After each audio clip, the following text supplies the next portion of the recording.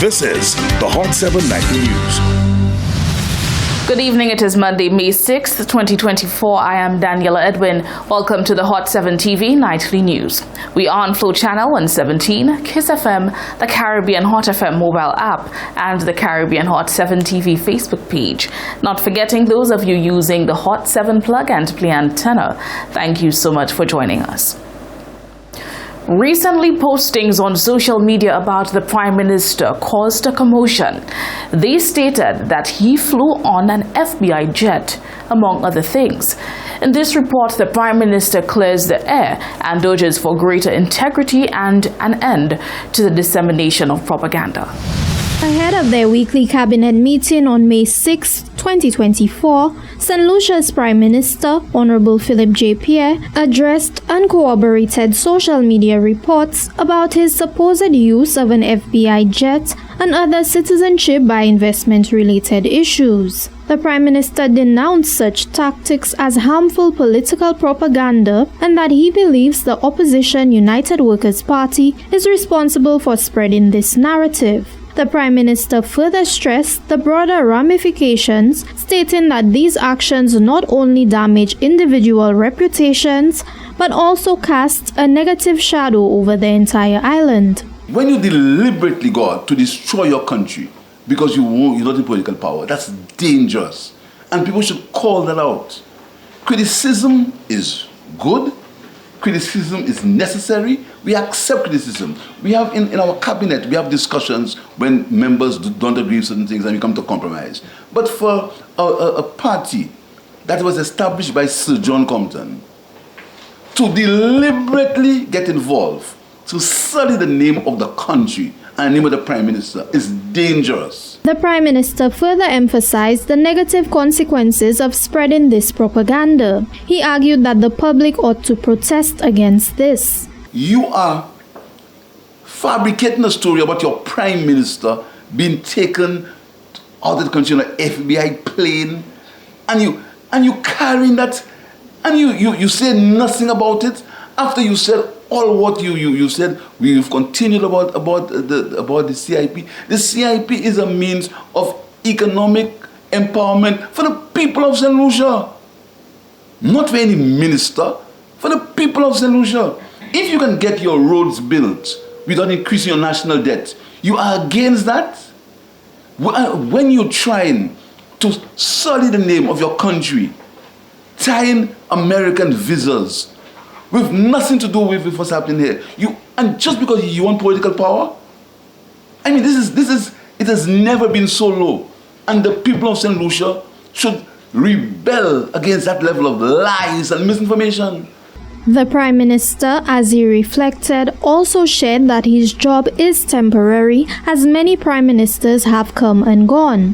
However, the damage caused by the spread of this propaganda will last for generations to come. He alluded that the United Workers' Party will have to deal with the stains left by their wounds. This job is a temporary job, you know.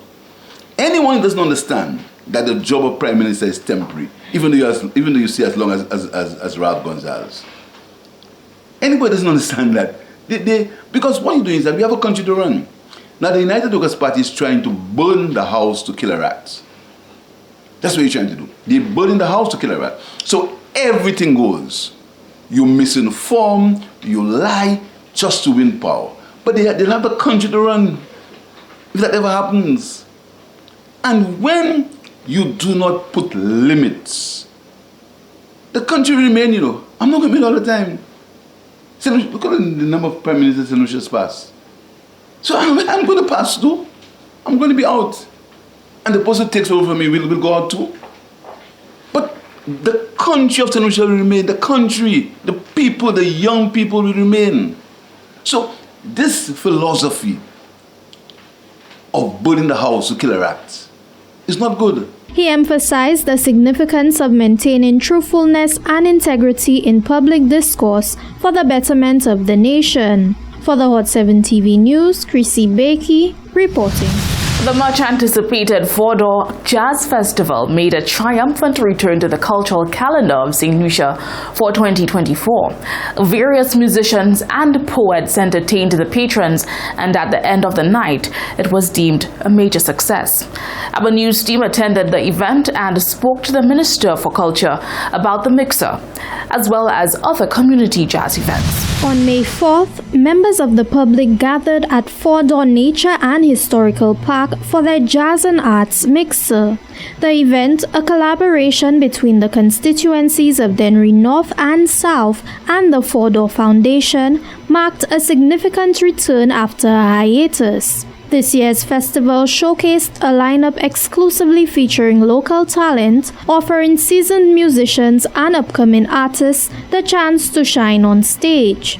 Dennery segment artists including Umpa and Ezra the Fun Machine, alongside the sounds of Invasion Band, former Calypso monarch Herb Black, Montego Bay Solo Group, and the country and western singer Siobhan Seeley all captivated the audience with their performances.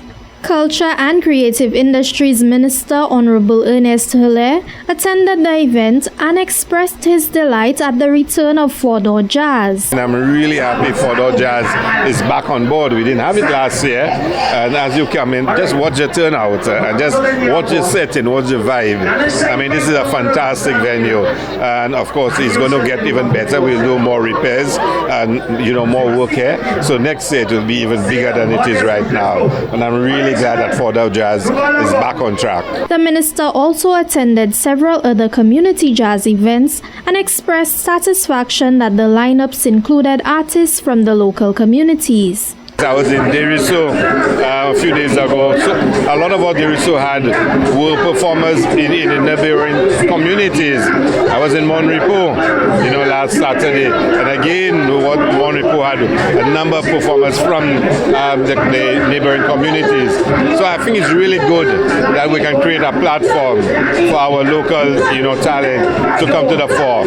Whether it is solo music, whether it's ballad, whether it's reggae, all the different genres of music that we see and hear actually exists within the communities, and this is a fantastic opportunity for them to come to the fore. He also expressed his admiration for what he had seen and heard thus far, emphasizing that this event served as a significant opportunity for the artists involved. It is hoped that many of these artists will eventually make it to the main stage. Well, I mean, quite impressive. It is really amazing to see the amount of talent we have at the community level.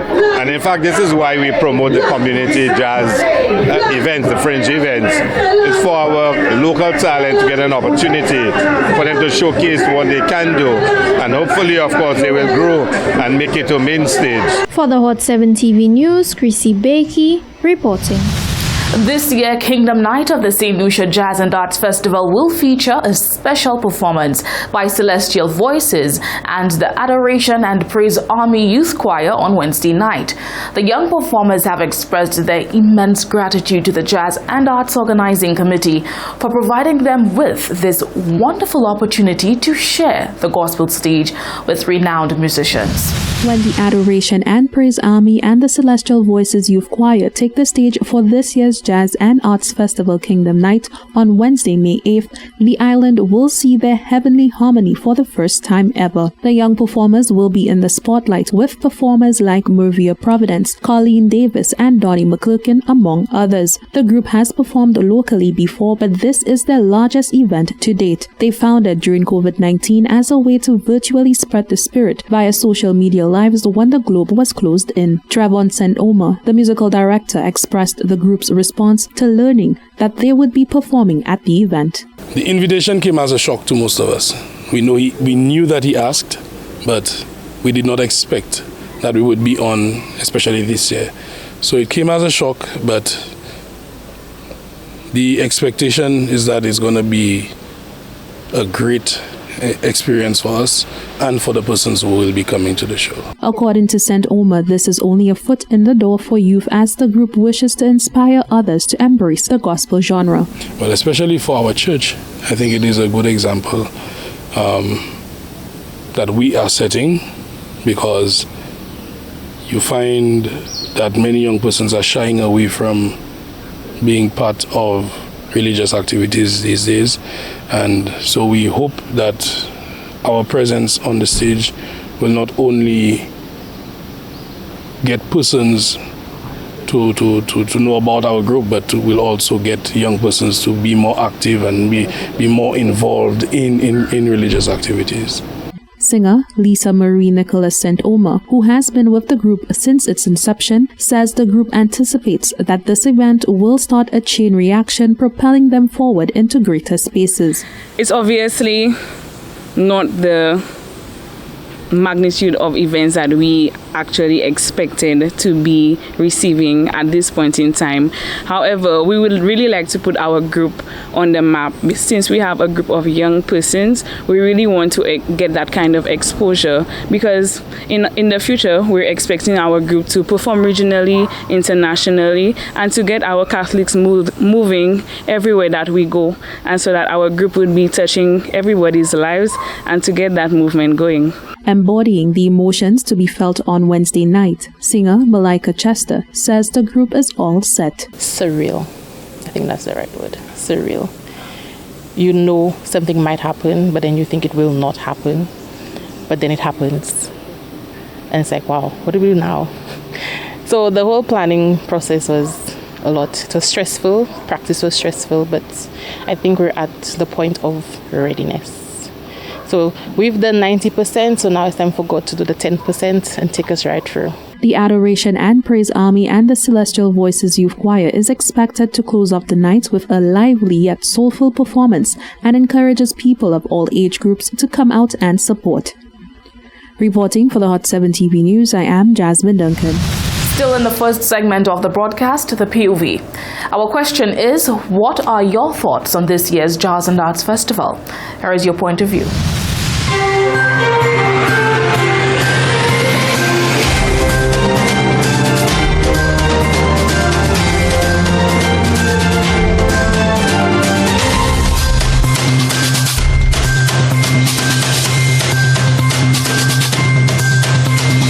The only problem I have with the jazz, right, is the government spending too much money on jazz, and there have people that need money, that need help, healthcare, right, and they're not taking good care of them things, but they're giving all artists how much money to come and perform jazz. I don't have a problem with jazz, right?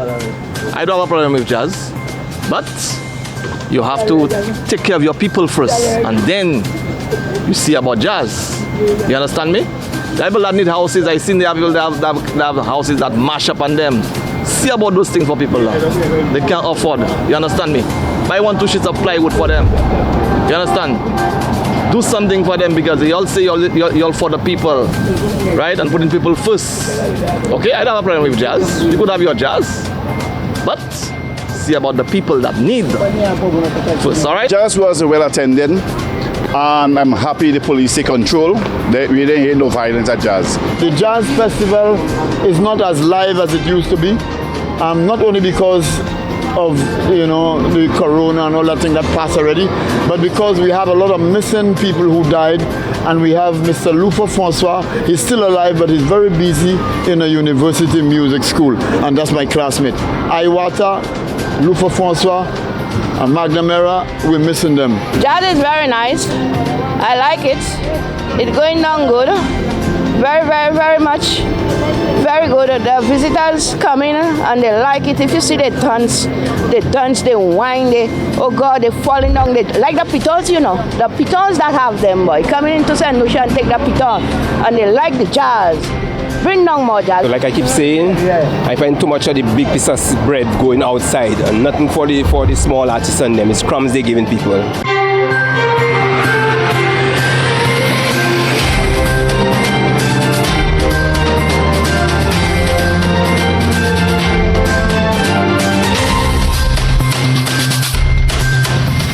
Look out for our reporters or head over to our Facebook and Instagram pages at Caribbean Hot 7 TV to share your point of view on trending topics in the news. We would love to hear from you.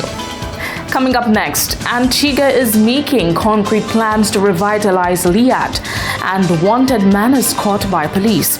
All that and so much more coming up when we return after this commercial break.